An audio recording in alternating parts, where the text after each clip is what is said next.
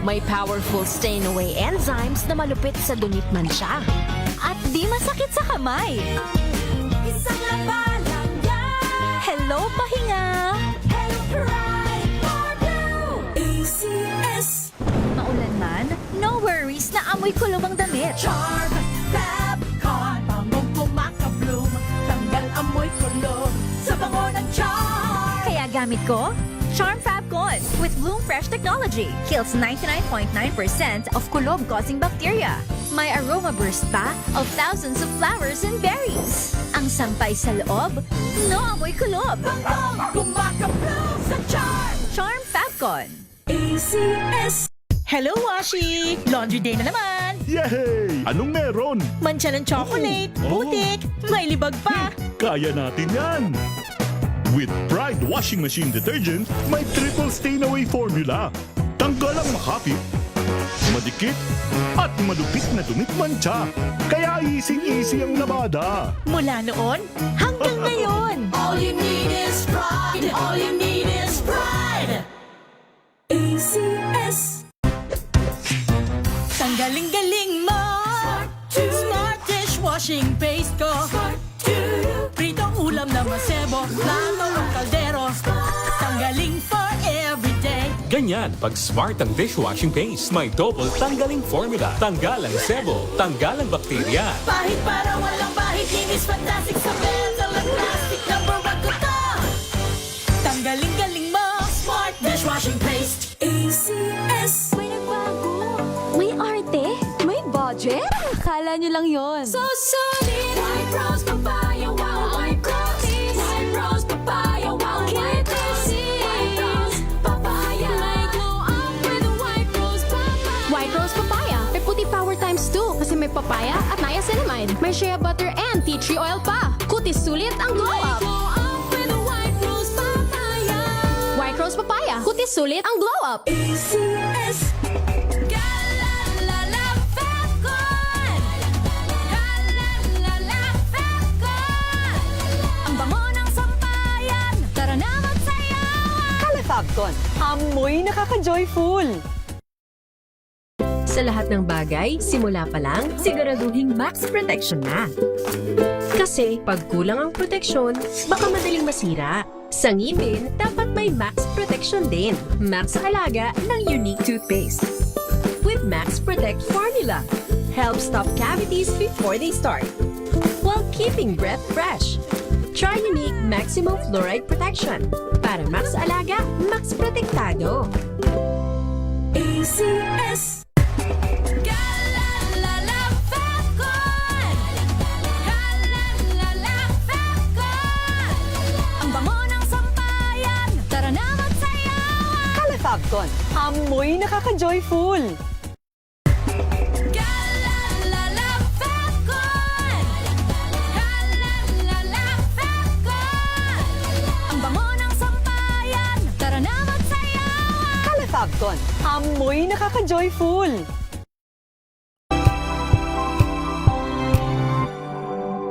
Curious ka ba sa maraming bagay? Kami na ang bahala dyan. Aalamin, tutuklasin at bibigyang linaw namin ang mga katanungang bumabagabag sa inyong isipan. Sa programa kung saan ang bawat sagot ay galing lamang sa mga eksperto. Ang Expert's Opinion, tuwing linggo alas 3 ng hapon, dito lang sa DZRH TV.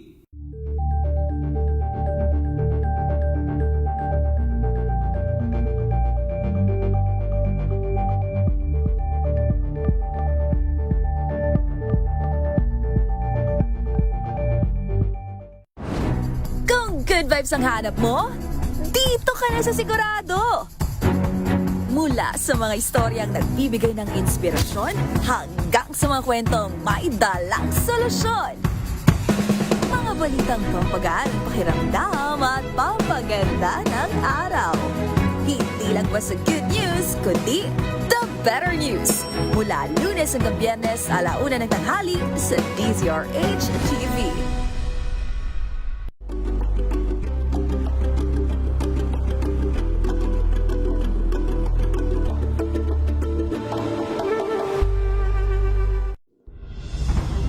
Tuloy-tuloy ang pagtulong, tuloy-tuloy ang pagseserbisyo, at tuloy-tuloy ang balitaan kasama si May Binauhan sa Operation Tulong mula Lunes hanggang Biyernes.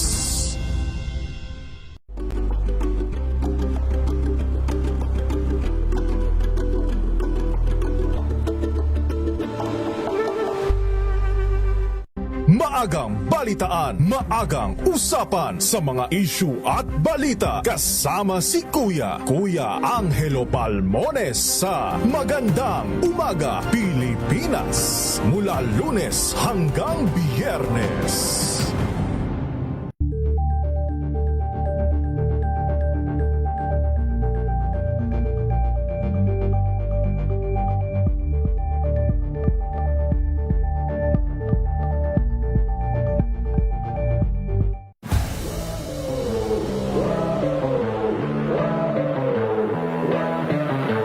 Honestly, sakit. Sakit talaga kasi, we had the twice to beat and we unfortunately lost in the quarters. So, medyo we have like a chip on our shoulder. Okay, what are you surprised most about PBA? At how much love the fans have for this league. It's different, the day I found out that I'm going to have a baby, my mindset changed from me to them. Like my wife and my child. For me, I just want to be a star in my role, whether it's learning how to set a screen or being an anchor on defense against the bigger guys in the league. I just want to be a star in my role in whatever role the coaches give me. Hey guys, I'm Brandon Ramirez from the NLEX Road Warriors. Watch my exclusive interview on Matchpoint. Mabuhay atlet ng Pilipino.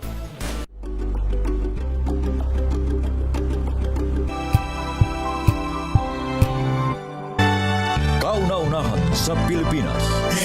NBC Manila Broadcasting Company. DZRH. Member, kapisanan ng mga broadcaster ng Pilipinas. Oras sa Bishop Ephraim Fahutagana. Alas 4:10. Uy! Nakapag-break ka na ba? Nakapag-relax ka na ba? Saan ka man nagtatrabaho, mapa-opisina man o work from home o mula mismo sa pwesto, sasabayan namin ang break time mo. Sasabayan namin ng mga balita at komentaryo, mga panayam ng mga taong viral ngayon. DZRH Break Time! RH Break Time!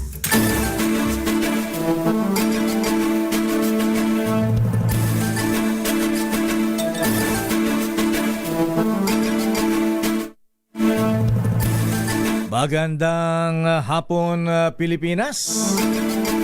Ako po si Deo Macalma. At sa pangalan po ni Miss Thea Petrocarpuz, ito naman si Wina Pearl Hesoro.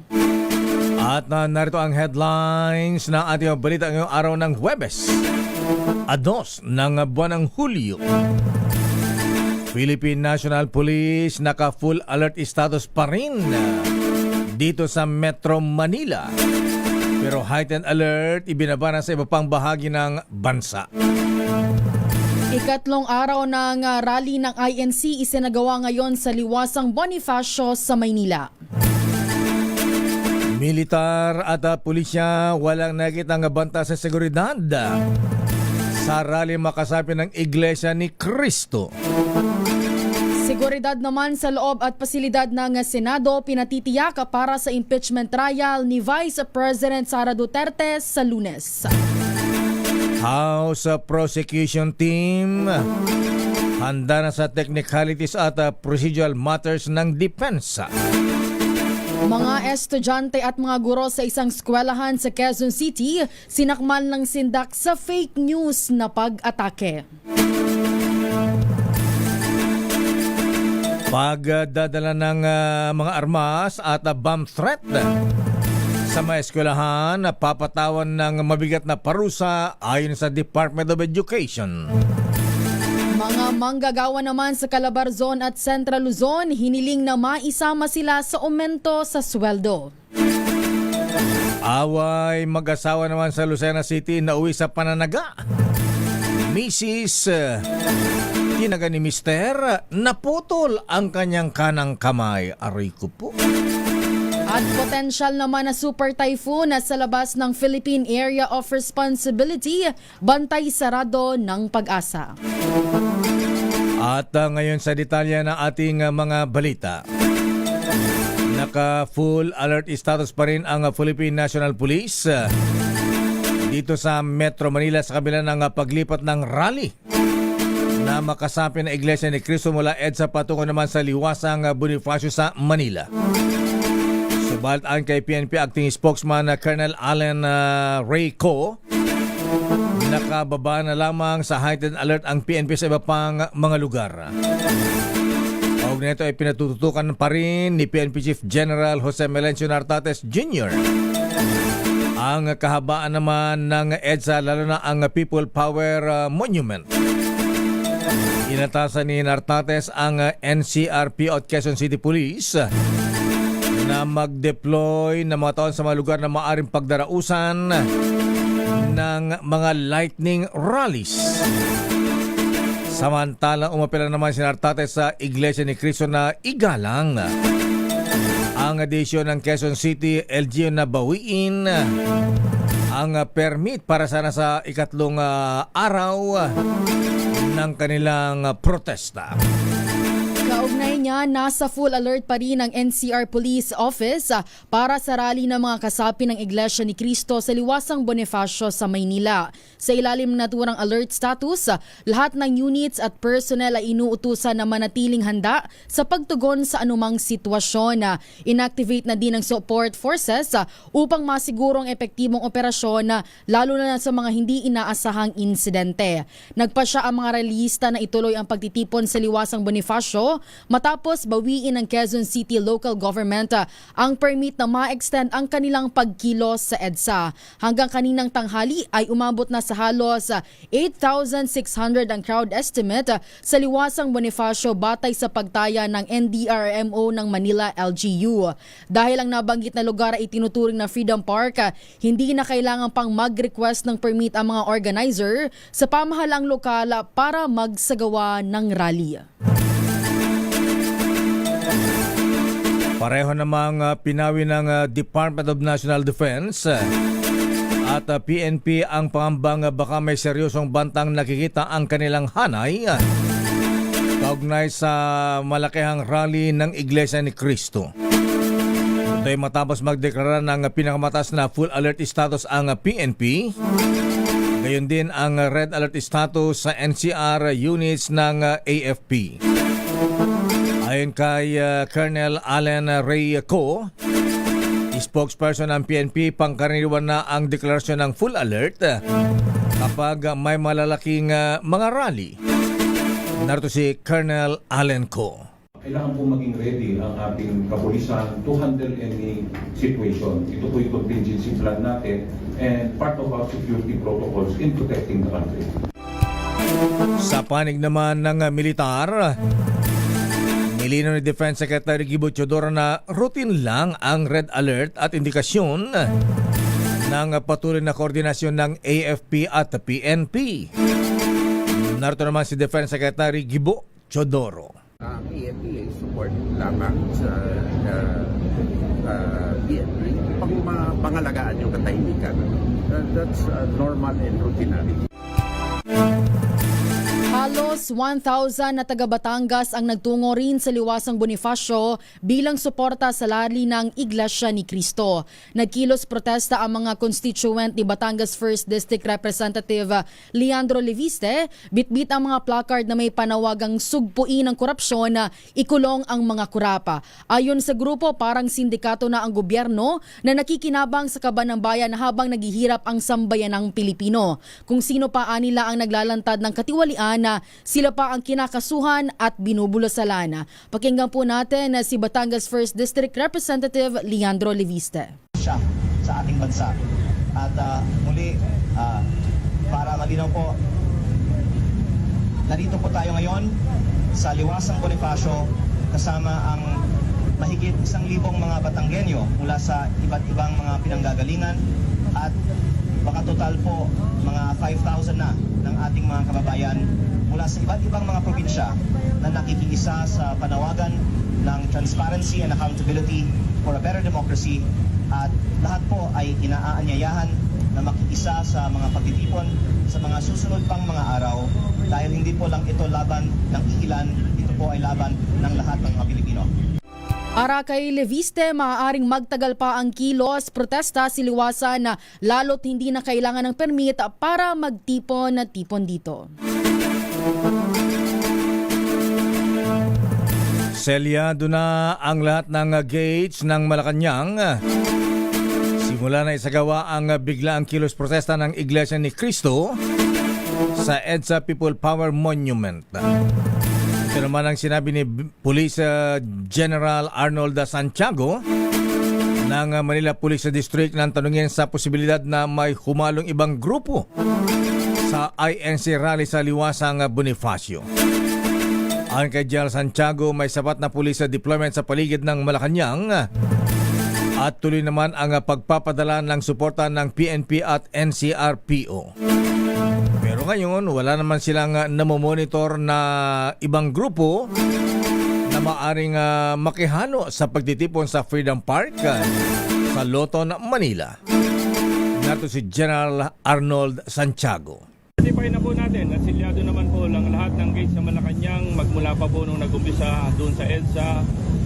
Tuloy-tuloy naman po ang pagpapadala ng suporta ng National Headquarters at saka ng Regional Headquarters dito sa Manila Police District. Sapat po ang bilang ng mga pulis natin na nakadeploy magmula pa nung day 1 doon sa paligid ng Malacanang.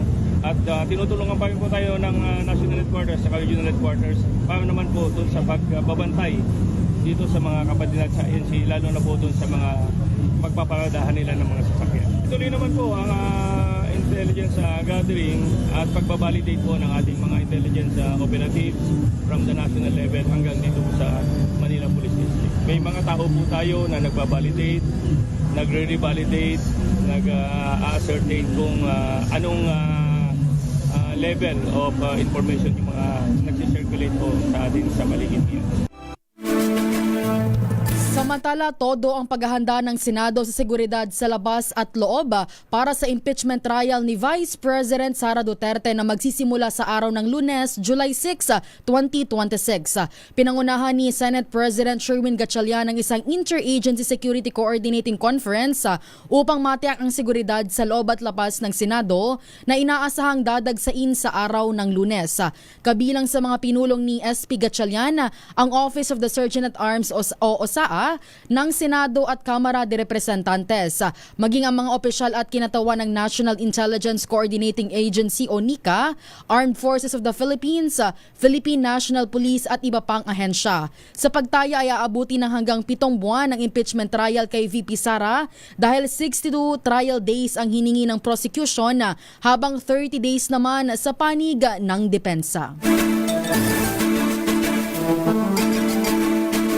Samantala, pinaghahanda na ng House Prosecution Team ang inaasahang gagamiting technicalities at procedural matters ng kampo ni Vice President Sara Duterte Carpio para harangin ang paglalatag ng mga ebidensya laban sa kanya. Ayon kay Attorney Benjamin Tolosa Jr., ito ang nakita nilang pangunahing legal obstacle sa pagsisimula ng impeachment trial sa darating na Lunes, July 6. Kaugnay nito ay humingi naman ng panalangin si House Lead Prosecutor Jervil Luistro para sa maayos na pag-usad ng paglilitis sa isinagawang Misa for Truth, Justice and Accountability sa Immaculate Conception Cathedral sa Cubao, Quezon City. Matatandang hindi natuloy ang unang impeachment case laban kay Vice President Sara Duterte noong 2025. Matapos itong questionin ng kanyang kampo sa Korte Suprema dahil sa kawalan umano ng due process kung saan idineklara namang unconstitutional.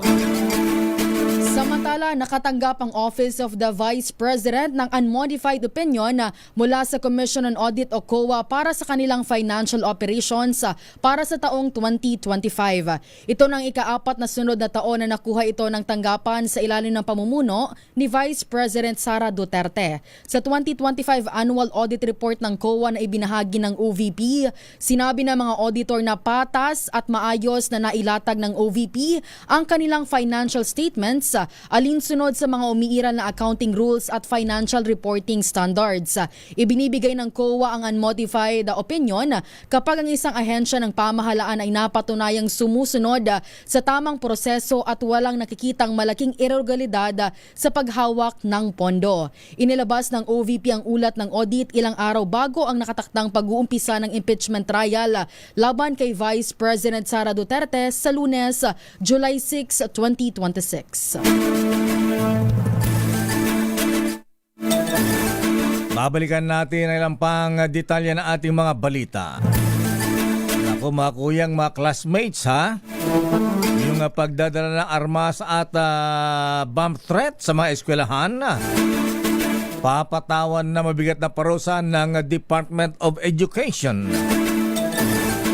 Mga manggagawa naman sa Calabarzon at Central Luzon, hiniling na maisama sila sa aumento sa sweldo na 85 pesos. So, nga naman ha? At away mag-asawa sa Lucena City. Grabe, ha? Abay nauwi sa pananaga si Mrs. Tinaga ni Mister naputulan ng kanyang kanang kamay. Aroy ko po. At eto na, tag-ulan na talaga mga kuyang mga ateng. Nako yung pong binabantayang sama ng panahon, yung susunod na bagyong papasok sa bansa, itong si papangalanang Inday. Sabi ng Pag-asa pa, baka ito ay maging super typhoon. Ang detalye na mabalitan yan sa ating pagbabalik sa ating palatuntunang Break Time. RH Break Time. Oras, Hermana Rosie Sarangaya, Dr. Isa Suntay, Kuyang Larry Francisco. Aloha, alas 4:25. Ang oras na yan ay hatid sa inyo.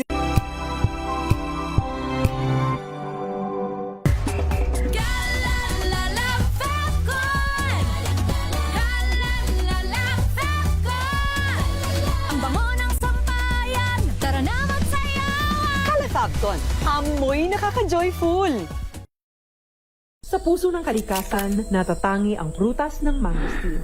Ito ay nagtataglay ng antioxidant compounds na alpha, beta at gamma mangosteen. Ang MX3 capsule ay isang food supplement na gawa sa natural na mangosteen.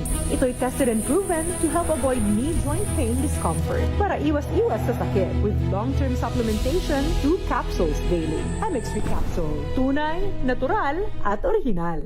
Mahalagang paalala, ang MX3 capsule ay hindi gamot at hindi dapat gamiting panggamot sa anumang uri ng sakit.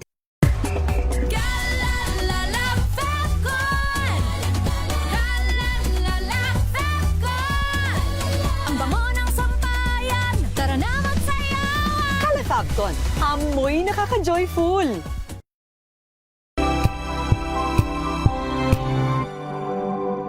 Hello, Washi! Laundry day na naman! Yay! Anong meron? Mancha ng chocolate, Oh. putik, may libag pa! Kaya natin yan! With Pride Washing Machine Detergent, may triple stain-away formula.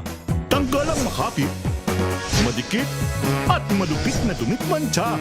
Kaya easy-easy ang labada. Mula noon hanggang ngayon! All you need is pride. All you need is pride. ACS. Maulan man, no worries na amoy kulong ang damit. Charm Fabcon. Bangong kumaka-bloom. Tanggal amoy kulong sa bango ng charm. Kaya gamit ko, Charm Fabcon with Bloom Fresh technology. Kills 99.9% of kulob-causing bacteria. May aroma burst pa of thousands of flowers and berries. Ang sampay sa loob, no amoy kulob. Bangong kumaka-bloom sa charm. Charm Fabcon. ACS. Tinesting, sinuri, Siniyasan. Ang resulta? Super effective ang Shield sa pagpatay ng bakterya at virus. Shield Antibacterial Soap. Believe ang mga eksperto sa Philippine Nurses Association. At si Mami. Tiwala ako sa Shield. Shield Antibacterial Soap. Napatunayang mabisa. Ang mga nurse, tiwala. ACS.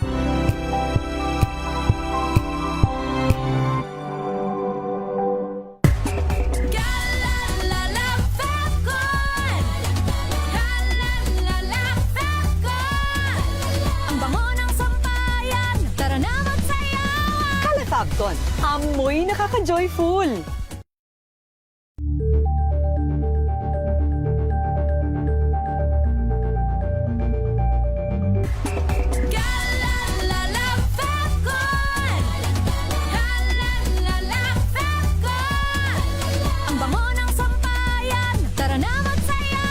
Calefabton, amoy nakaka-joyful.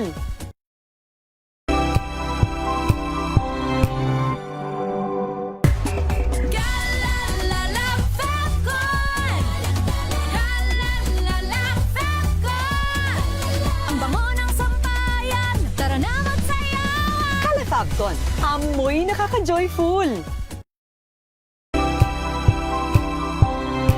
Higit 100,000 katao. Wow, dami niyan.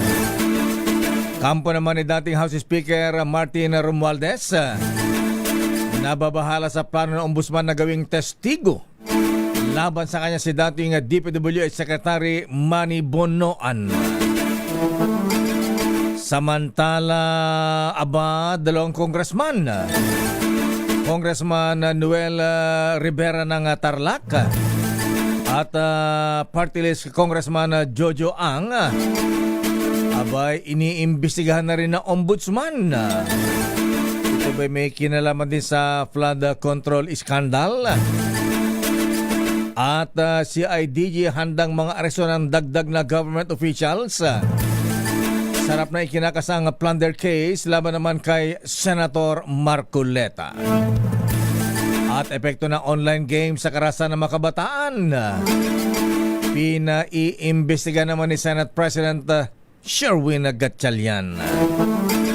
Standby sa ating mga reports. Standby, Leta Narciso mula sa Malacanang. Sino ang mga caretaker ngayon sa Malacanang? Ngayong matagal-tagal ang biyahe ng Pangulo Marcos sa Canada, 4 na araw. Pagkatapos aabot ng may 100,000 katao ang rally sa Maynila. Oras, Miss Wina. 4:30 ng hapon. Ay!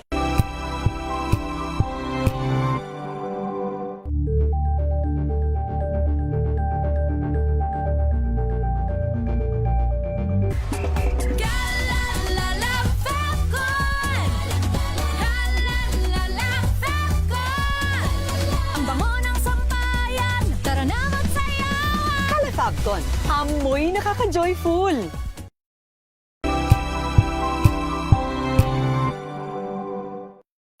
Mga balitang gigising sa inyong umaga. Mga balitang kailangan mong malaman. Mapapakinggan sa ACS Balita sa 2x2.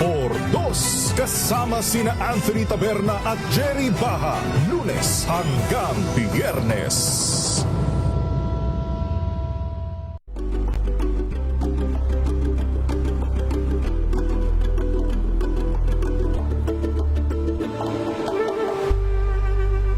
Alamin ang mga maiinit na isyung pambayan, mga balitang kailangan mong malaman, usapin sa pamahalaan, politika, ekonomiya at kabuhayan. Ito ang mga dapat mong malaman, pakialaman at pag-uusapan dahil kayo ang tinig ng mamamayan dito sa Damdaming Bayan.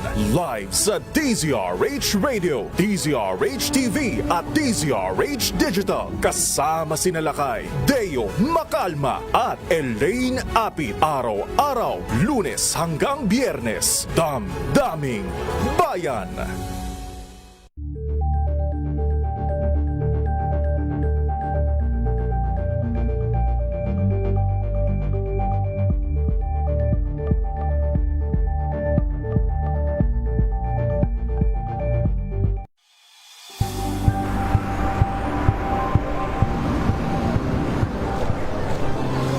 mga eksperto. Dito lang sa Expert Opinion. Ito ang The Better News. TNVS. Trending and Isang kwento, iba't ibang anggulo. Dito sa Point. Bawat pananagutan ating tatalakayin dito sa Hoy, Bawal Yan. Filipino, dito lang sa News happening sa trend, matchable entertainment and lifestyle. Ito ang MBC TV Network News. Una sa Pilipinas, una sa Pilipino.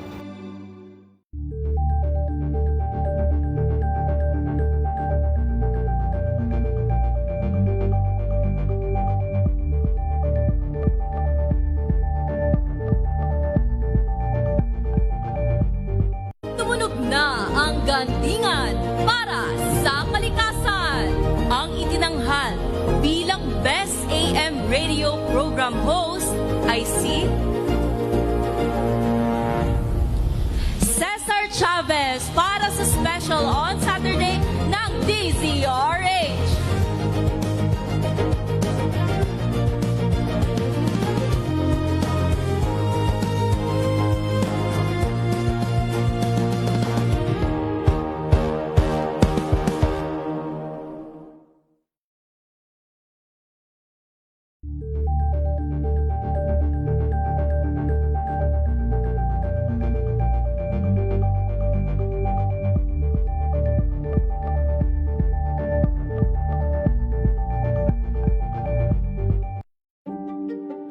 Buklatin ang mga pahina. Pakinggan ang boses ng lipunan. Tunghayan ang mga issue mula sa ibang katayuan. Nakakalungkot kasi deserve ba namin ng ganito? Na hindi nila alam kung ano talaga yung kanilang mga karapatan. Yung gobyerno, tinulungan nila yung kanilang magsasaka. Pinapatahimik tayong lahat using various laws. Through education, kayang-kaya nating baguhin yung ganitong klaseng pag-iisip. Isang kwento, iba't ibang anggulo. Dito sa Point of View.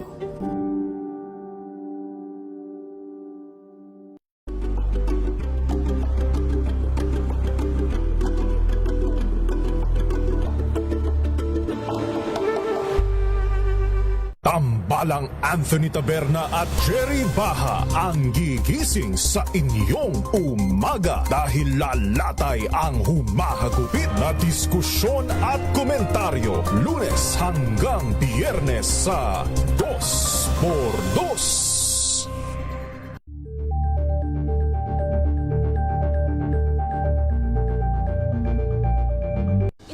Ng naitalang 17 individual na ang kanilang naaresto. Metro Manila Development Authority o MMDA ang No Contact Apprehension Policy o NCAP sa Metro Manila. Sa ilang mga dokumento ay peke.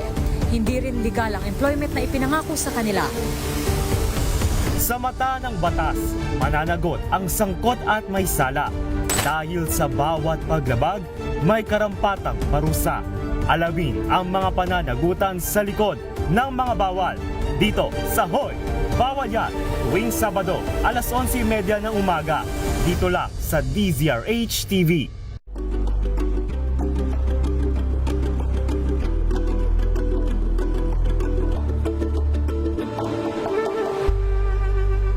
Tumunog na ang gandingan para sa kalikasan.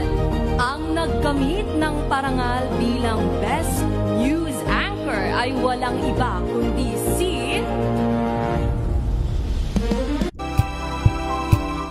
6 ng hapon. Hatawin natin ang mga reports. Pero sabi ni Dr. Ruel Aguila, abay umuulan ng basa sa Fairview, Quezon City. Wow. Malakas ba ang ulan na prop? Samantala bago ang ating mga reports at bago si Aling Kring Kring, abay bati mo natin na happy birthday. Si Ramil Cuevas ng San Isidro, Antipolo City.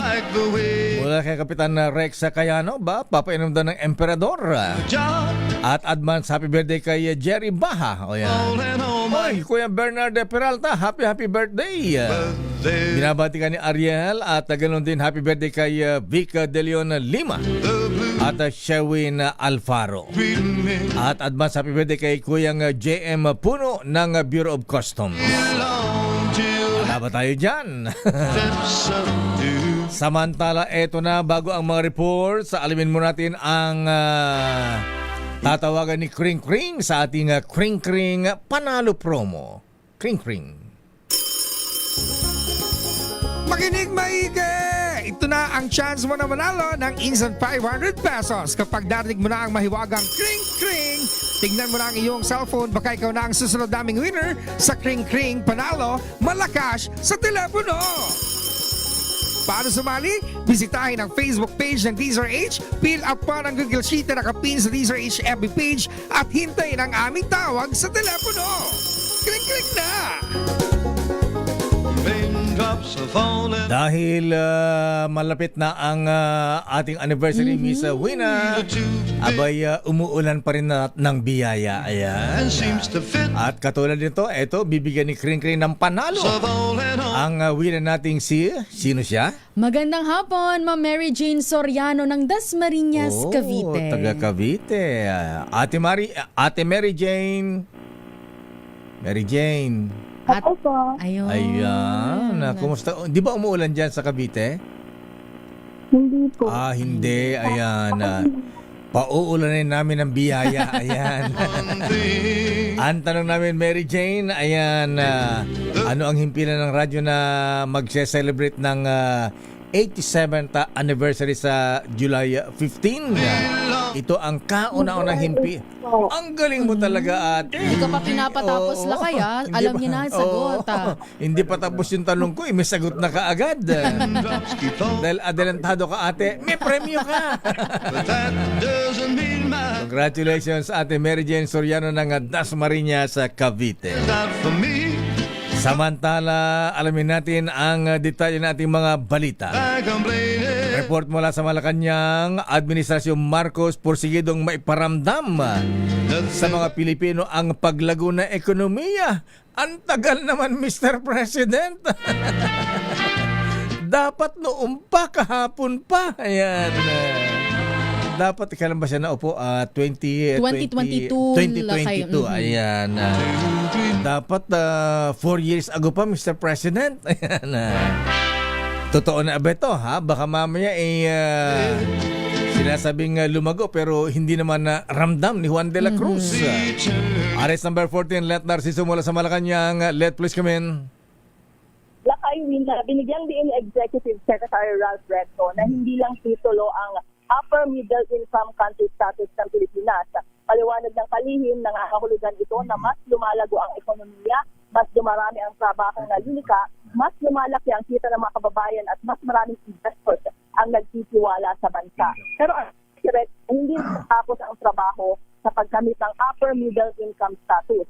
Aminado ito na ang tunay na sukatan ng tagumpay ay kung nararamdaman ba ito ng bawat pamilyang Pilipino. Kaya naman sabi ng Executive Secretary, hindi titigil ang administrasyon hanggang mas maraming Pilipino ang nakakaahon sa kahirapan at gumagaan ang pamumuhay. Una na rin sinabi ni Pangulong Bongbong Marcos na hindi dapat manatili sa papel ang pag-unlad ng ekonomiya dahil dapat itong maramdaman ng bawat pamilyang Pilipino. Si Let Narciso para sa DZRH. Una, Jessakay. Kailan daw natin mararamdaman yan? Tagal naman. Oo. Kahapon ko pa hinihintay yan. Kahapon lang lakay. Ka-anunsyo lang kasi lakay na ano na tayo, upper middle income. Kaya nga ayan. Bumongga yung ekonomiya. Yung nga lang inisay natin maramdaman natin. Yung ang sarap pakinggan pero hindi pa natin maramdaman. Oh, tagal-tagal. Ha? Ang tanong natin lakay, when kaya? Oo. Where na you? Ayan, soonest. Ganon? Asap ba? Ayan. Anyway, Ms. Let, sino ang tagabantay sa gobyerno ngayon? Malacanang, sino ang mga caretaker? Lakay sina Executive Secretary Recto, si Labor Secretary Francis Tolentino at Agrarian Reform Secretary Conrado Estrella. Ba't hindi sinasama sa mga caretakers ang Defense Secretary Gibo Chodoro? Dapat kasama yan ha? Diba? Kala ko lakay yung best friend mo. Baka ang katwiran ni Presidente, hindi na kailangan. automatic na. Diyan ang ano. Ayan. Kailan naman isasamang caretaker yung aking favorite secretary? Yung naka-bulletproof ng Land Cruiser na kulay itim. Bihira pala kayo, hindi pa siya nagiging ganon. caretaker. Ayan. Okay, nga Rod. Ayan. Kumusta ang weather sa Malacanang? Di ba umuulan dyan? Pakulimlim lakay. Umuulan ng barbed wire. Ayan. Okay, maraming salamat. Sana nga maramdaman natin ang sinasabing paglago ng ekonomiya ng bansa. Ayan. Tagal na nating hinahanap yan. Ayan. Okay nga Rod. Maraming salamat, Miss Let. Lakay at Wina. Teka muna, asan? Maraming salamat RH14 Let Narciso. Samantala sa Senado naman lakay, epekto ng online games sa karahasan ng mga kabataan pinaiimbestigahan ni Senate President Sherwin Gatchalian. Ang buong detalye sa report ni RH28 Raymond Dadpaas. Raymond? Pinaiimbestigahan ni Senate President Sherwin Gatchalian ang epekto ng gaming platform sa paggamit ng social media ng mga bata sa pagtaas ng bilang ng karahasan sa mga paaralan. Sa inihain nitong Senate Resolution number 488, layon ni Gatchalian na magrekomenda ng mga polisiya at magsulong ng mga panukalang batas upang maprotekta ng mga batang Pilipino laban sa masamang epekto ng unregulated digital exposure. Inihain ni Gatchalian ang resolution matapos ang sunod-sunod na karahasan sa mga paaralan sa bansa, kabilang ang pamamalid sa San Jose National High School sa Tacloban kung saan 3 ang namatay. Sa ulat ng PNP, gumon ng mga suspect sa Gorbat, isang isang graphic violence simulating online game na pansamantalang ipinablock ng Cybercrime Investigation and Coordinating Agency o CICT. Naganap ang isa sa pinakauling insidente ng pananaksak sa Cabaluay National High School sa Zamboanga City at 2 ang sugatan. Sa report ng DepEd, may naitalang 103 insidente ng bullying ang nauwi sa karahasan mula November 24, 2022 hanggang April 7, 2025. Din ni Gatchalian, hindi maaaring baliwalay ng walang kontrol na exposure ng mga kabataan sa mga mararahas na online games kaya't kailangan ng mga polisiya upang sila ay maprotektahan. Ito si RH28, Raymond Dadpaas para sa DCRH, una sa Pilipinas, una sa Pilipino. Maraming salamat, Raymond Dadpaas. Para hindi na tumagal pa yan. Ipabayan natin sa DICT yan, Anti-Cybercrime Center. Ayan. Trabaho nila yan ha. Kung sa Kongreso pa, Senado, butan siyam-siyam dyan. Samantala, kampo ni dating House Speaker Ferdinand Martin Romualdez nababahala daw sa plano ng ombudsman na gawing saksi si dating DPWH Secretary Manny Bonoan. Bakit? Ayan. Kung innocent naman siya, anong ikinakatakot? Ayan. Marami bang alam itong si Secretary Manny Bonoan? Alis number 12, Manang Milky Rigunan, please come in. Milky. Lakay at Josa, nababahala ang kampo ni late Representative Iwina. Ayan. Oo, si Wina, Sister Wina pala.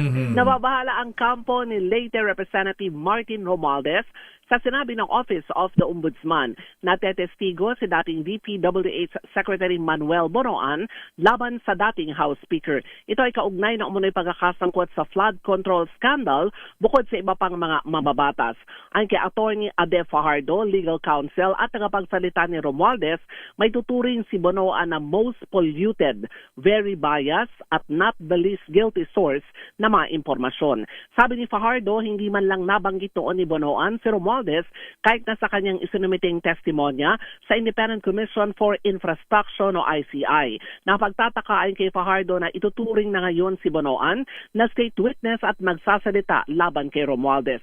Git pa ni Fajardo, puro espekulasyon at hula-hula lamang dahil napakadali rin namang sisihin si Romualdez dahil common knowledge na pinsan siya ni Pangulong Bongbong Marcos. Kontra pa ni Fajardo, si Bonoan ang dapat na magsaole ng 1 billion pesos dahil mula ito sa kabanang bayan at kickback umano ng kanyang natanggap base sa statement ni dating DPWH Undersecretary Roberto Bernardo. Ako si Milk Reguna Milky. para sa Yes, Sakay. Maganda yata maraming kaso kay dating Speaker Martin Romualdez. Pumogi siya, bumata, pumayat. Pumayat lakay, oo. Pumayat siya. Titingnan mo yung mga dati niyang litrato noong bata-bata siya lakay, ganyan yung itsura niya eh. Oo. No, yun din ang napansin namin kasi nung bago ang Sinedia adjournment, nakita rin namin siya sa plenaryo, ang laki nung ipinayat niya. At the same time, nagpapagaling rin kasi siya lakay at Wina dahil kamakailan lang sumailalim din sa operasyon sa puso. Ganun. Pagka ganitong makakaroon ng problema, magkakasakit ka talaga sa puso. Ayan. Oo naman, lakay at Wina. Pero dapat dali yata yung kanyang pag-reduce. Pero bagay sa kanya, lakay. Sabi mo, pumogi, bumata. Ayan. Matutuwa si Madam, sino asawa niya? Si Madam... Ma'am Yeda. Yeda. Ayan. Congresswoman din, di ba? Siya pa rin ang kinatawan lakay ng Tingog Party List. Yung party list. Ayan. Okay, bahala na si Secretary Manny Bonoan. Kung kukunin sa lakay na testigo. Dahil sabi niya ni Ombudsman Crispin Remulla ay baka daw ito ang kunin na magtututuro at kasama daw dito si former House Speaker Martin Romualdez. Kung magtuturo si Secretary Manny Bonoan, ituro din yung mga contractors. Ayan, na makasabot sa mga flood control scandal na yan. Bakit si Diskaya ang nakakasuhan? Nagtataka tayo lakay, puro yun ang pangalan, pero napakarami palang involved na mga contractor. May git 15 15 lang binanggit ng presidente Ayan, pero mas marami pa pala. Oo, mas marami pa. Bakit sila lang parang napag-iinitan? Pero ang dami pala na involved din na mga contractor. Sana lahat. Kaya nga itong listahan kong 15 dito na binanggit ng presidente, iiwan ko rito sa executive session sa Sabado. Ayan. Oo. Para maulit-ulit. Para mapaalala lakay na hindi lamang yung iilan na nababanggit. Marami sila. Kaya nga for the meantime, yung top 15 muna. Ayan. Baka nawala lista ni Ombudsman Boying. Bibigyan mo lakay.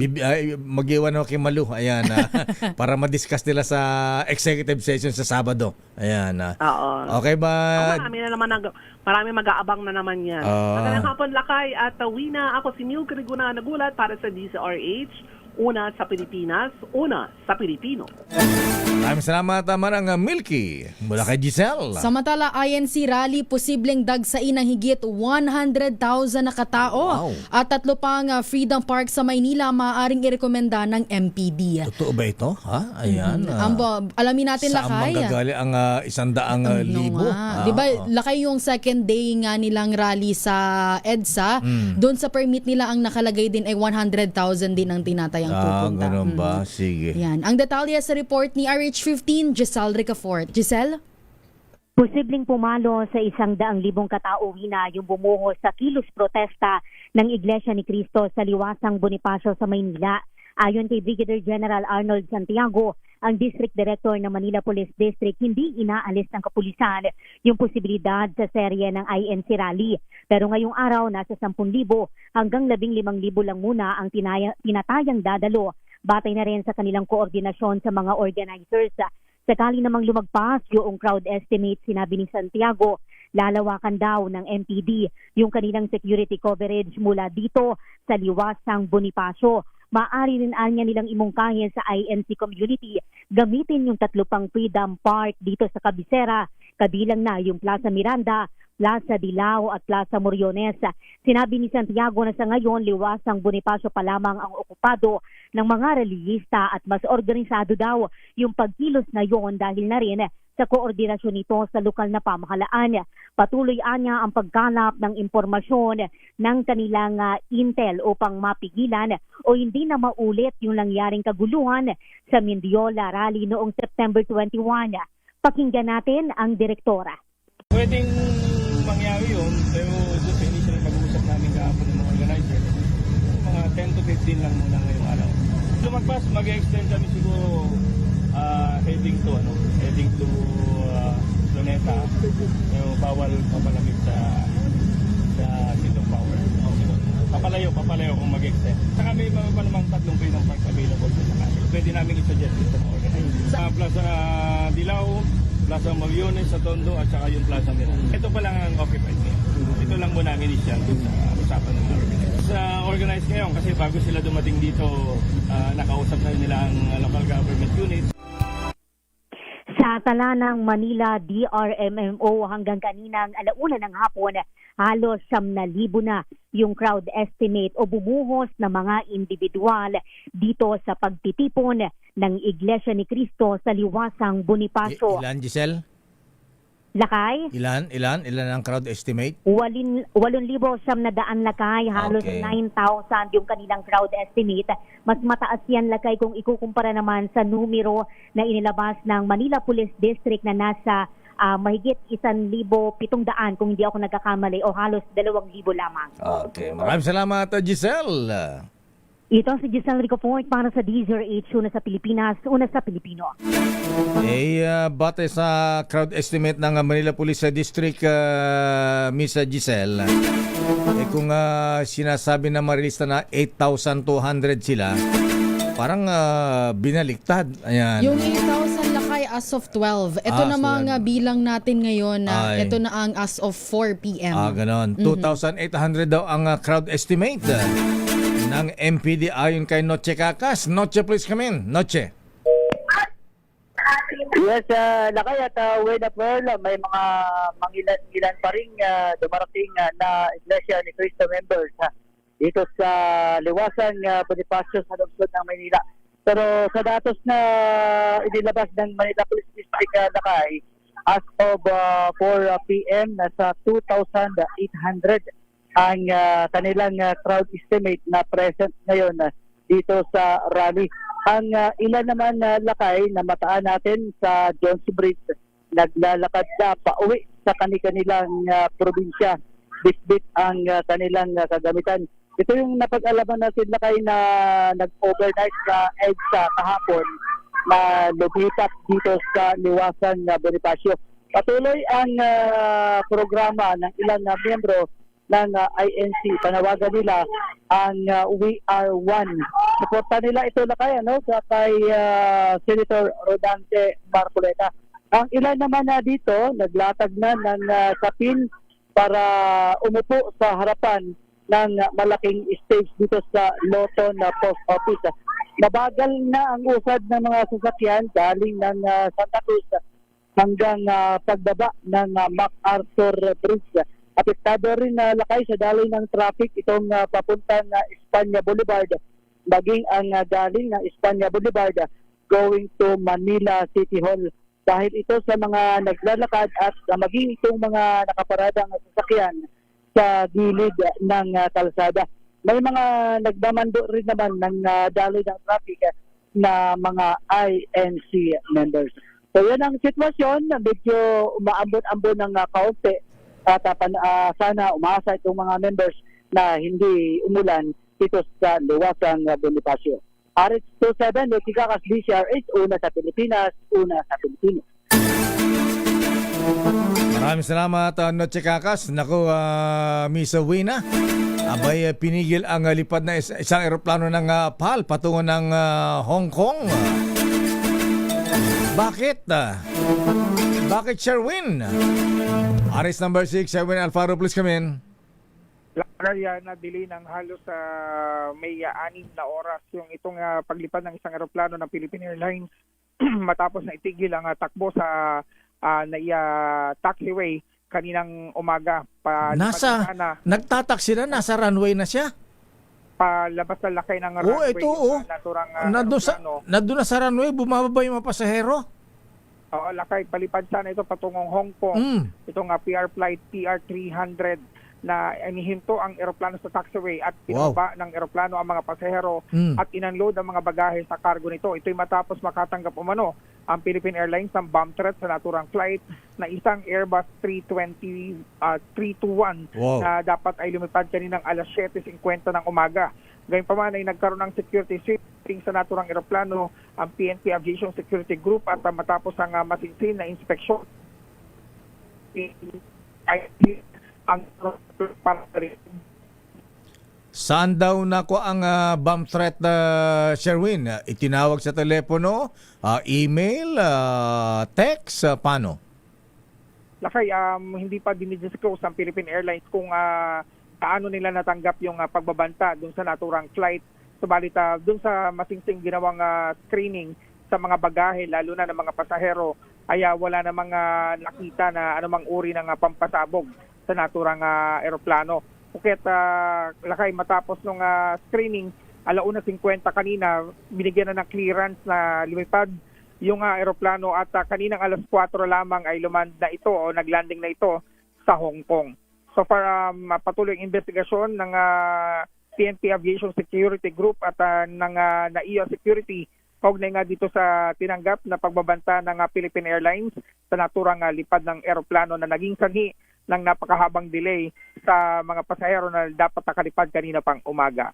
Yan ang DZRH News, RH6, Sherwin Batal, Faro, DZRH, una sa Pilipinas, una sa Pilipinas. Maraming salamat RH6 Sherwin Alfaro. Samantala Lakay, CIDG handang mang-aresto ng dagdag na government officials sa harap ng ikinakasang plunder case laban kay Senator Rodante Marcoleta. Ang buong detalye sa report ni RH52 Edniel Parosa. Edniel? Lakay at Wina, sa kabila ng pwersang itinakita ng rally ng Iglesia ni Cristo, tiniyak ng PNP Criminal Investigation and Detection Group ang kahamdaan nitong arestuhin si Senador Rodante Marcoleta sakali mang ipag-utos na ng hukuman. Ito ang sinabi ni CIDG NCR Director Police Colonel John Giagi matapos marindigan ng Ombudsman na tutuluyang sampahan ng kasong plunder ang mambabatas. Kaugnay pa rin ito ng hindi deklaradong campaign donations ng nooy senatorial candidate na umabot sa 75 million pesos sa panayam sa Campo Crame. Nilinaw ni Giagi na wala pa silang natatanggap na warrant sa kahit sinong government official di tulad ng ugong na pag-aresto. Pero at siguro naman ng police official, pinag-aamda na itong maigi ng PNP. Pakinggan natin si Colonel Giagi. As of now, wala naman na natatanggap na warrant of arrest for any high-ranking official right now. But again, mandate ito ng CIDG kung sakali man na meron po, just like the previous cases, ready po ang CIDG to implement and serve any warrant that will be given by the court.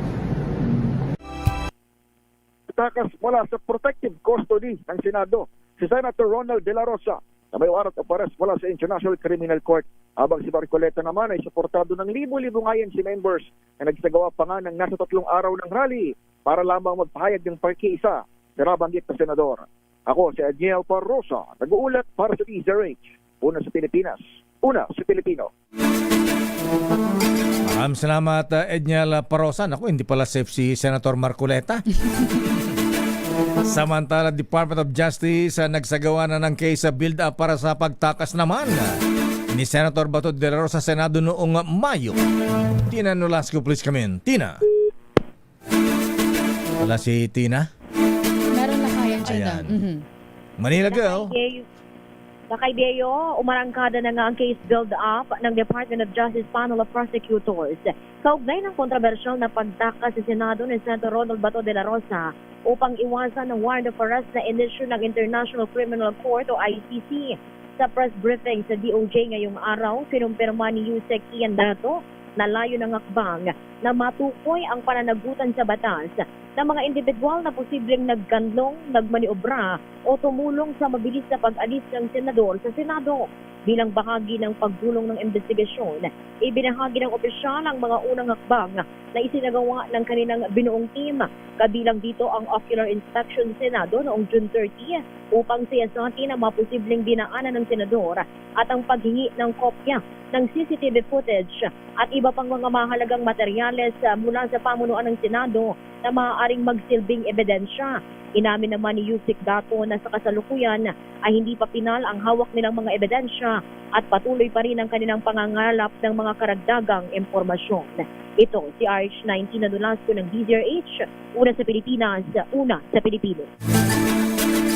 Maraming salamat, Manila girl, Tina Nolasco. Samantala, reklamo laban kina Tarlac 3rd District Congressman Noel Rivera at Party List Representative Jojo Anga isinalang na ng Ombudsman sa preliminary investigation. Detalye sa report ni RH5 Val Gonzalez. Val? Ms. Wina, mula sa fact-finding stage ay inakyat na sa preliminary investigation ang mga reklamo na nakasampa sa Office of the Ombudsman laban sa dalawa sa halos 10 mga contractors o yung tinatawag na mga kongresista na ay kontratista pa. Ito, Mayor Deo, ang inihayag ngayon ni Assistant Ombudsman Nico Clavano 4 na araw matapos sabihin ni Ombudsman Boying Rimulya na ilan sa 8 mga kontraktor ang masasampahan na ng kaso sa Sandigan Bayan. Sa press conference sa Ombudsman, tinukoy ni Clavano ang mga kontraktor na ito na sina Tarlac 3rd District Representative Noel Rivera at Uswag Ilonggo Party List Representative Jojo Ang. Paliwanag ni Clavano, tahasang paglabag o nilabag ni na Rivera at ang mga nakasaad ni Rivera at nitong si ang mga nakasaad sa Republic Act 3019 o ang Anti-Graft and Corrupt Practices Act at maging sa provision ng konstitusyon. Narito pakinggan at panoorin natin si Assistant Ombudsman Nico Clavano. Dalawa na po yung umakyat, no? From fact-finding to preliminary investigation. Yun po yung kay Congressman Jojo Ang at Congressman Noel Rivera. So they are going to be, the charge that was, or the complaint against them involves conflict of interest. So that's a violation of RA 3019. No? Bawal ho kasi na magkaroon ng isang construction firm ang mga congressman dahil ang congressman ang may influence, no, over the budget, and any reward to a construction company na nakapangalan sa kanila or can be traced to them via beneficial ownership is a violation of that conflict of interest rule. Napakasimple po. No, napakasimple ng rule na yan at naiintindihan ng lahat kung bakit nandyan yung rule na yan. Kaso nga lang, maraming congressman at maraming contractor din na pinaghahalo yung mga interest. So, yung mga contractor na tinatawag, yun talaga ay bawal na bawal kahit sa konstitusyon. Ako, si Val Gonzalez, DZRH na sa Pilipinas, Val, una sa Pilipino. Yes, bukod kay Congressman pangalan nito, Noel Rivera at Jojo Ang, sino pa ang contractors na pwedeng kasuhan? Ang binabanggit kasi ni Congressman, nitong si Assistant Ombudsman Clavano, pagka nasa fact-finding pa lang, Mayor, hindi mo na nila pwedeng pangalanan. Pero pagka nasa preliminary investigation na, yun, pwede nang matukoy. Kaya itong dalawa pa lang, Mayor, yung mga natutukoy, napapangalanan, na maring masampaham o magtuloy-tuloy sa Sandigan Bayan yung mga kaso dahil nasa preliminary stage na yung isinasagawang investigasyon ng anti-graft body, Mayor. Naku, maraming tatamaan dito. Ayan. Walo, Mayor. Walo yung wala. Kulang pa yan. Hindi lang 8. Dami-dami. Konti lang, 8. Pero yung nasa preliminary investigation stage na raw, sabi nitong malapit na sa preliminary investigation stage, sabi ni Ombudsman Boying Rimulya nung kanyang press conference noong Lunes, June 29, nasa 8 hanggang 9 yung kanyang binabanggit. Okay nga, Runda. Maraming salamat, Val. Back to you, Mayor, at Wina. Pero sinasabi natin, kulang pa yan. Kulang pala. Kung seryoso ang investigasyon. Samantala, dumating na ang Pangulong Ferdinand Marcos Jr. sa Vancouver, Canada para sa kanyang 4 na araw na official visit. Kasama ng Pangulo sa biyahe ang First Lady Lisa Araneta Marcos at ilang miyembro ng kanyang gabinete. At inaasama ipagkita agad ang Pangulo sa Filipino community sa Canada. Ayon sa Pangulo, tinatayang nasa 1 milyon ang mga Pinoy na naninirahan at nagtatrabaho ngayon sa Canada. At kasama na sa schedule ng Pangulong Marcos ang one-on-one meeting kay Prime Minister Mark Carney. Ala na si Trudeau, si Justin. Yan. At sinabi ng Pangulo na ang kahalagaan ang nasabing pag-uusap at ugnayan ng Canada na sumusuporta sa Pilipinas Narito ang Pangulong Bongbong Marcos. With Canada, we have seen an unprecedented momentum in the deepening of bilateral relations. It may not be known to many, but Canada has been consistent and steadfast in its statements of support for the Philippines' assertion of its sovereignty and sovereign rights, especially in the midst of the ongoing issues we are facing now in the West Philippine Sea. Canada's consistent support, both bilaterally and multilaterally, reflects our shared interest in upholding a rules-based international order, including the United Nations Convention on the Law of the Sea, or UNCLOS, and the 2016 Arbitral Award. It is thus imperative that we further strengthen this connection with our long-standing friend and partner. Samantala, naputol naman ang kanang kamay ng isang 44 years old na ginang matapos tagain ang kanyang sariling mister sa Lucena City sa Quezon Province.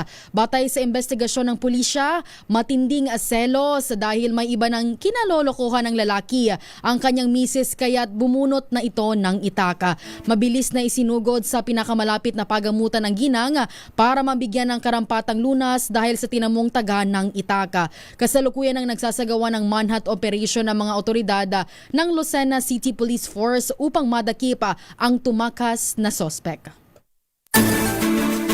Hindi na may babalik yung kamay? Naputol na kaya? Naputol na Nakakalungkot naman dahil lang sa selos lakay nagawa ito. Grabe selos naman yan.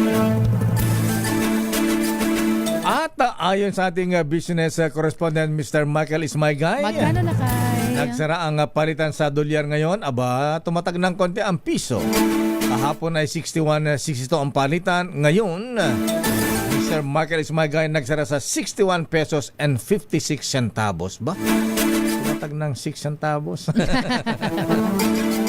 Oy, yung mga brethren natin sa Nueva Ecija, ayan ang ating mga brethren sa Apolinario Mabini Masonic Class number 235 ay merong gaganaping fundraising fun run sa Agosto 1, araw ng Sabado sa may Barangay Curva, Quiapo, Nueva Ecija. Ayan.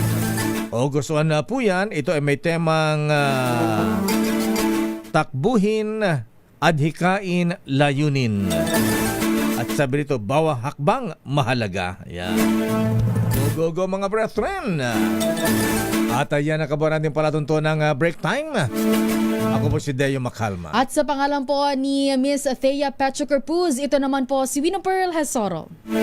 Balansyadong balita, susunod na Henry Uri at Miss Kay Karen Oyong. Oras,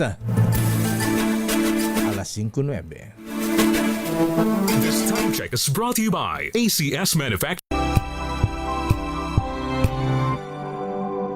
Wow, ang saya.